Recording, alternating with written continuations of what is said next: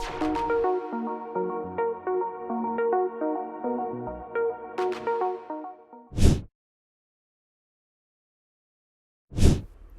ने इधर उधर देखा, अपने जैसा कोई नहीं दिखा। अपने जैसा कोई ना दिखने से मेरे जैसे लोग हों, भाव की तरंगे उठी।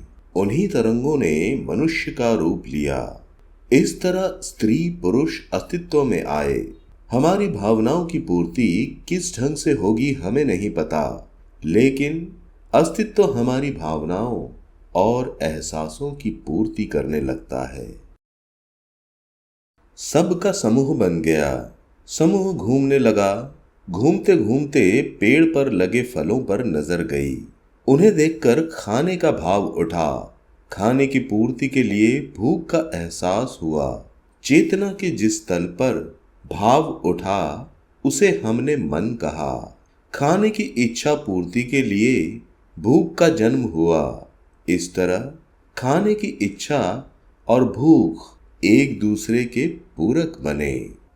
चलते चलते थकने का एहसास हुआ। एक जगह रुककर विश्राम करने लगे। थकने के एहसास ने विश्राम को जन्म दिया। चलना और विश्राम एक दूसरे के पूरक बने। अपने ढंग से सूरज, चांद, बाकी सब भी गतिमान है, जिसकी वजह से दिन रात अस्तित्व में आए। चलते चलते धूप, गर्मी का एहसास हुआ। बरसात अनुभव में आई। घूमते घूमते जानवर को देखा। अपने जैसा ना दिखने के कारण डर का एहसास हुआ। इन सब अनुभवों ने मिलकर अपनी सुरक्षा के लिए ठिकाने में रहने का ख्याल मनुष्य के जहन को दिया। चलते चलते झोपड़ी जैसा कुछ दिखाई दिया। मनुष्य उसमें ठिकाना बनाकर रहने लगा। वापस से भूख लगी।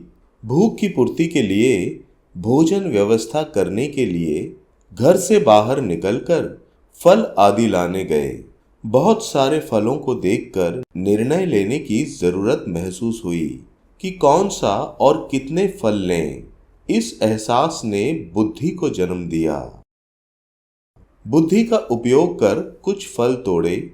रास्ते में मरे हुए जानवर को पक्षी द्वारा खाता हुआ देख मनुष्य को भी उसे खाने का ख्याल आया।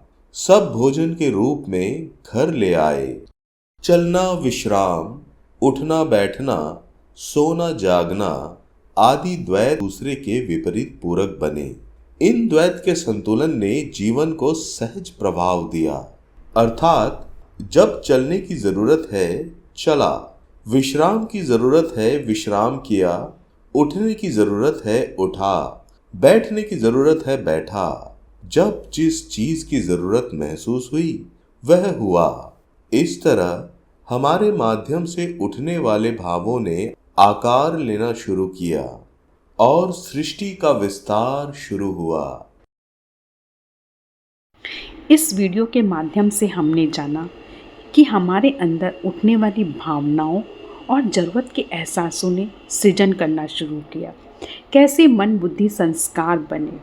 दो बिंदु कैसे एक दूसरे के पूरक बने, जैसे कि चलना और रुकना, जिससे कि जीवन को एक सहज प्रवाह मिल सके।